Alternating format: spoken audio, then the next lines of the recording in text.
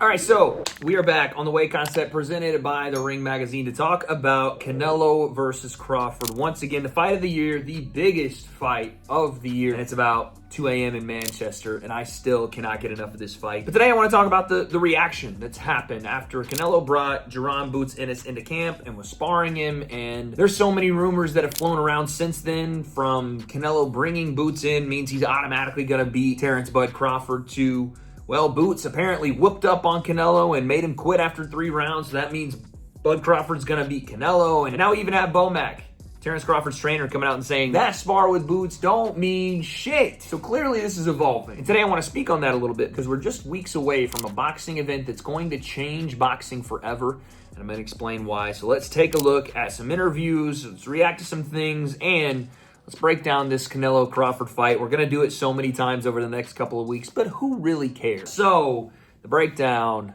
let's go. All right, number one, this Jaron Boots Ennis and Canelo spar. Can we dispel a couple of things right away? Number one, I have seen people say that Jaron Boots Ennis going to spar, and Rashidi Ellis, by the way, who is also sparring Canelo right now. Rashidi Ellis is a monster in his own right. I think he's something like 27-1. We all know what Jaron Boots Ennis is. He is going to be one of the biggest names and potentially has the most likelihood to rule over the 154 division. I know Virgil Ortiz is there, Xander Zayas as well.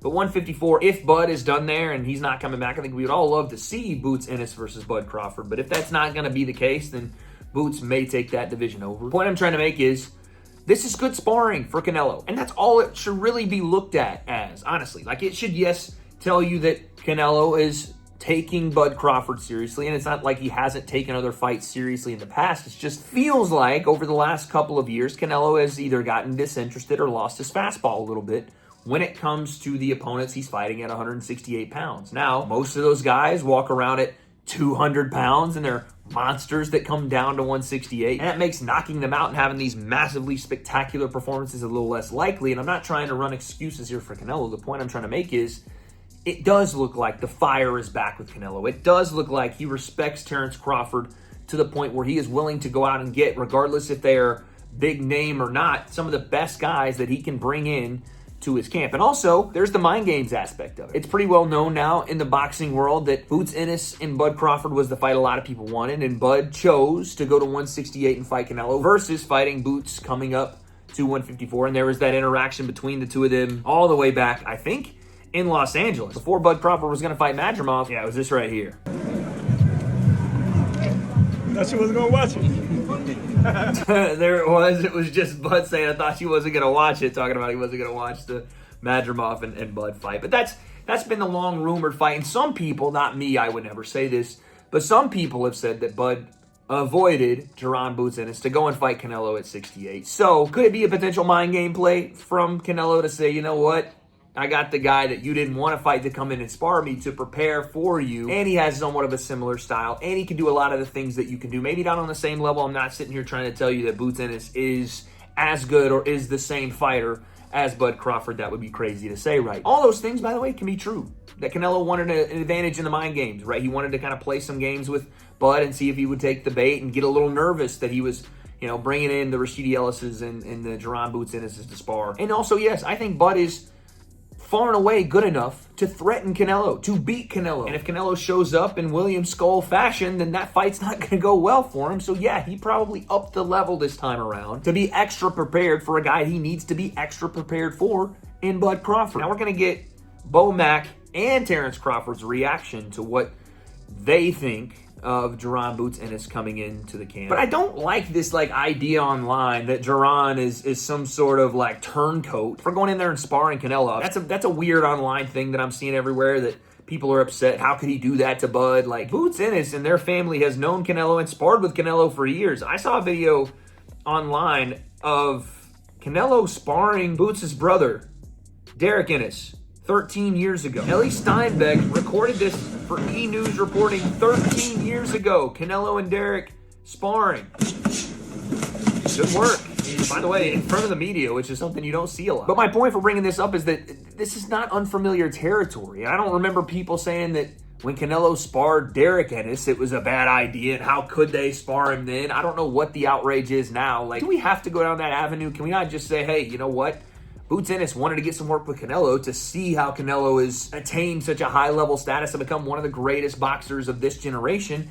And Canelo sees Boots rightfully as a guy that has some similar qualities to Terence Crawford. Sure, maybe he wants to play some mind games, but he wants to bring him in and get some good work. Can we not just leave it there? Because if guys can't spar high-level fighters without people being offended by it, then what are we doing? It's the fight game. Guys are going to fight. I saw the rumors online about Jaron Boots Ennis beating up Canelo in sparring and making him quit after 3 rounds. I can't believe how gullible the boxing community is, but at the same time, I also understand the need to have hope and the need to believe in your fighter. Now, this is what I'll say. Do I know what happened between Canelo and Jaron Boots Ennis in their sparring? No, I don't. But when people are giving you information online, unsubstantiated, other than to say, I have sources and they are involved with this team and they're involved with that team, if these sources are not reputable, meaning if they don't have any actual backing other than a source told me, and they have never reported news before, and they have no experience in any sort of background talks when it comes to actual reporting for the sport of boxing, and we're basing it off one picture Canelo took with Boots Ennis with their headgear off, and it looks like he has a bit of a shiner on his left cheek. Can we just take it with a grain of salt? Maybe an entire cup of salt. And I'm not even trying to act as though I know what happened. Jaron could have pieced him up, could have absolutely went in there and destroyed, and that would be a massive story. But we don't know those things. And to jump to conclusions on all of it, even, by the way, to jump to the conclusion that Canelo having Jaron Boots Ennis in camp means he's going to beat Crawford, that's not the right move either. I think we have to take a chill pill with this kind of stuff. I just think it's so crazy that we jump on one side or the other, and it could just be fans of both fighters. Canelo fans being like, look, Boots Ennis is in. It's over for Crawford. Crawford fans being like, nah, Boots Ennis whipped his ass. It's all Crawford because Boots is just a knockoff version. You know what I'm saying? It could be those things as well. I could be getting caught in the Twitterverse. And it does kind of build hype for the fight, so maybe I shouldn't be telling you guys to relax with it. But I don't think you guys came here to just hear my thoughts on Boots Ennis being in camp with Canelo and what I think about the entire thing, because I already made a video on it. Why don't we listen to both Bomac and Terence Crawford and get their thoughts on what they thought about Canelo bringing in Jaron Boots Ennis and how they see this fight playing out, because we just got 2 interviews dropped, one from the Ring Magazine,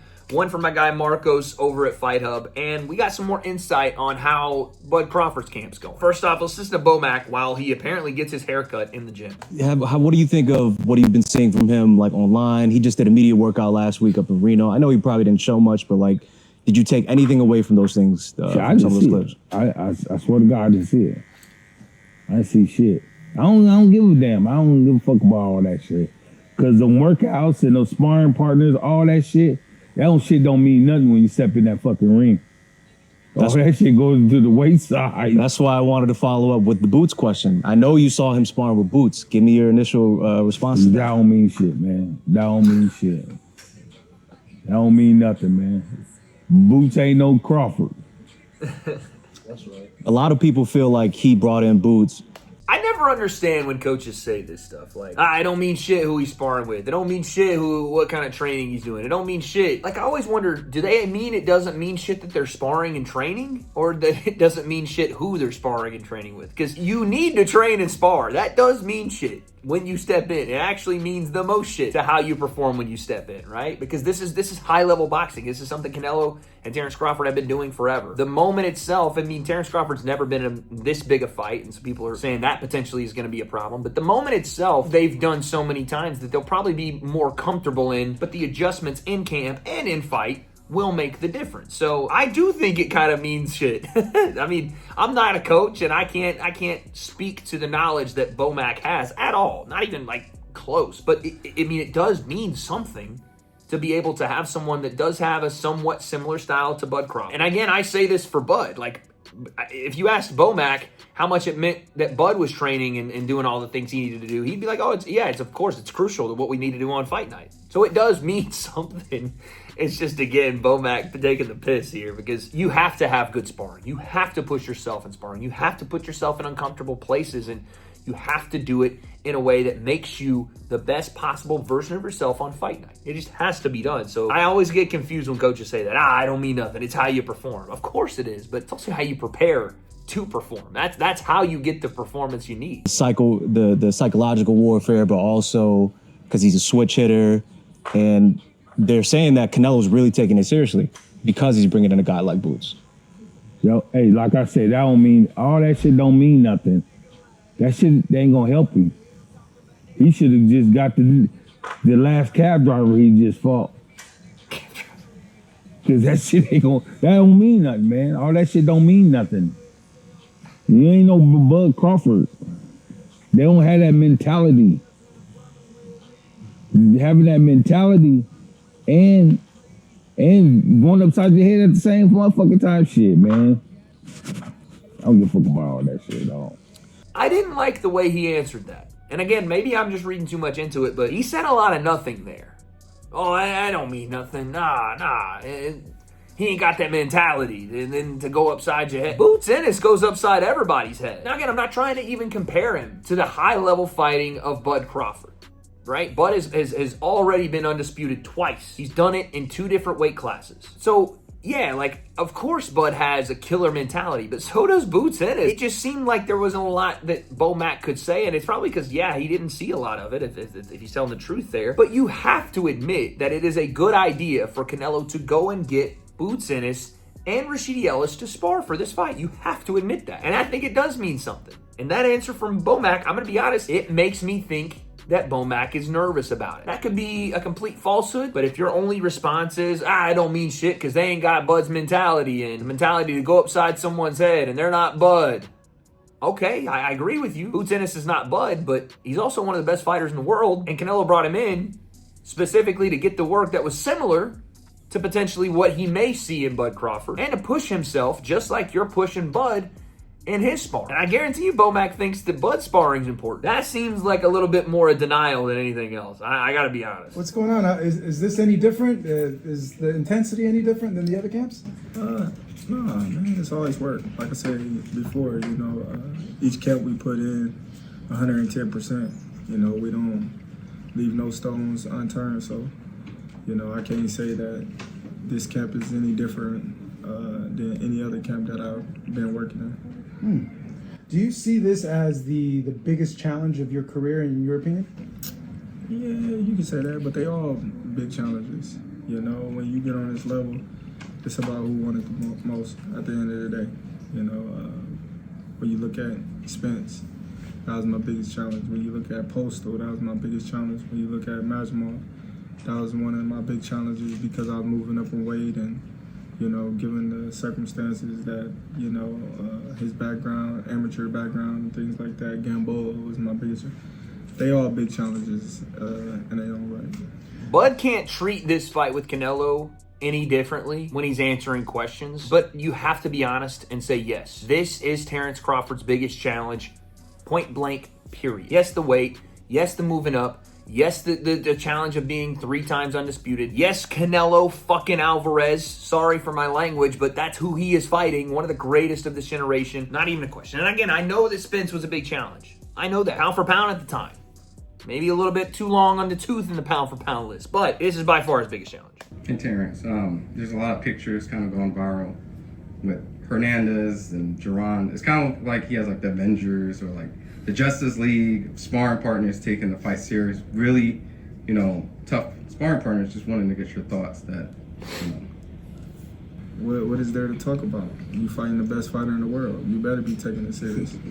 That goes to show. That right there is a cold fucking line from Terence Crawford, man. What's there to talk about? You're fighting the best in the world. You better take it serious. That's what I want to hear.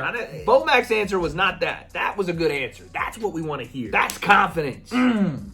Yes. So, how serious he's taking me and how much he respects me. Mm-hmm. Because, if I haven't fought anyone, if I was too small, if I was, all these things that all the media said I was, then he wouldn't need these guys to help prepare him to fight me. He wouldn't, need all the help that, he's getting. But I'm happy that he's getting the help that he needs because, after, September 13th, there'll be no excuses. Hell of an answer. That is what you want to hear if you're a Bud Crawford fan. And that's what makes this fight so important. And this is how we're going to end the video, but we haven't had this kind of fight in a very long time. We've had best fighting best, right? We just got a Beterbiev and Bivol back-to-back fight. Fantastic. We've seen Alexander Usyk and Tyson Fury. Alexander Usyk winning both of those fights. Fantastic. Becoming undisputed at heavyweight. Fantastic. But this one right here, yes, it's a little bit odd because it's Canelo at 168 and Bud Crawford could have taken Boots at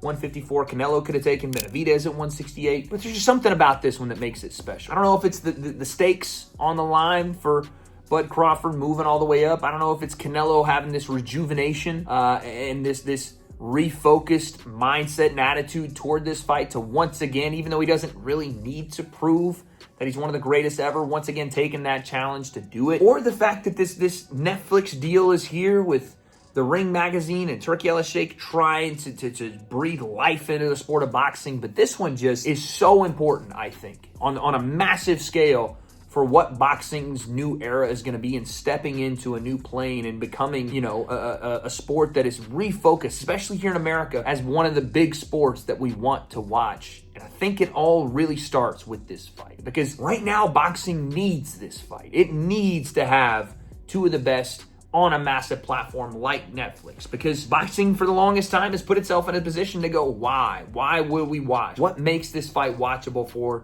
a general audience? And I haven't heard Americans be super excited about boxing in a competitive space in a very long time. Like a majority of people here in America watch football. It's football season. They're going to be watching. I'm going to be watching football. But to see boxing on this platform with this level of a fight, and we're just weeks away, I cannot wait. But that's all the ketchup, no mustard, that we have for what's going on in camps right now. We're only a couple of weeks out. I'm going to be there in Vegas on September 8th.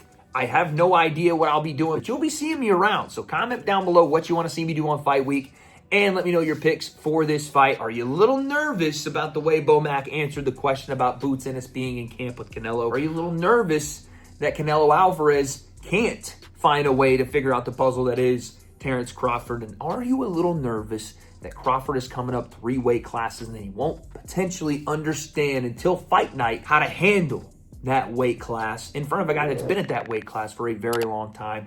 All these questions I don't have answers for, but September 13th, only 2 weeks and a little change away.